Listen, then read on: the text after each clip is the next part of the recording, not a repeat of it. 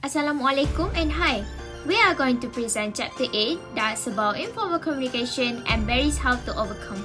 But before we move on to the main topic, let me introduce my teammates. From my left side is Aimi, next to her is Karina, which is me, and then Putri, Zaiden, and lastly Amma. Okay, so let's go! What is grapevine communication?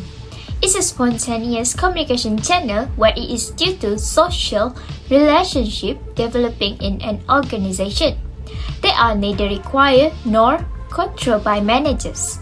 The grapevine is informal method of transmitting information. Grapevine is divided into 4 types: single strand, gossip, probability, and cluster. Single strand is where it involves passing information to one person to another person. To make things easier to understand, when an A tells something to the B, and B will tell it to C. The more distortion effects make the information less accurate. For example, an employee being scooped in manager's room, and the news travels to everyone like a chain. Next, let's move to gossip. The information they receive is always interesting and non-job related. This is where one person tells the story to everybody else. For example, CEO having an affair with his PA. Mass probability communication channel where information moves from one person to another random person. They will hear the information differently because information came from different person. Example, information about property auction being shared with people at random. Last but not least, cluster. The information moved through selected group which they only tell the information moved to people they trust. This is mean not everyone will know about the information. For example, about a job sales manager only pass to someone they trust. What is barrier to effective communication? Effective communication requires both sender and receiver commitment in the communication process. These barriers are a source of disruptions and interventions in communication and originate from internal and external environment. There are 7 types of barriers to effective communication that we're going to learn. So what are we waiting for? Let's go! Barrier to effective communication. Number 1. Cross-cultural diversity is an individual from different cultures that may translate their message differently because of different behaviors, styles, and ways of looking at things. For example, Japanese will bow their head, while Americans shake their hand in it. Number 2. Trust and credibility. A lack of trust can cause the receiver to look for hidden meanings in the sender message. A sender's credibility will be high if he has the reputation of being known as knowledgeable, trustworthy, and sincere. For example, an officer who likes to prank around may not be treated seriously by CO workers. Number 3, language characteristic is when 2 individuals are using different meanings or interpretation of the same word and do not realize it. For example, leads mean to go in front of and also metal. Same pronunciation but different meanings such as accept and accept. Number 4, gender differences. The different enders are being brought up differently from their childhood. They had been taught with different perspectives, attitudes about life, and communication style. As a result, men and women often interpret the same conversation differently. After that, number 5, noise.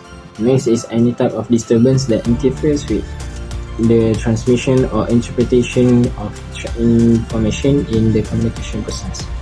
Number 6, information overload. The increasing use of technology often leads to information overload, which occurs when an individual receives so much information.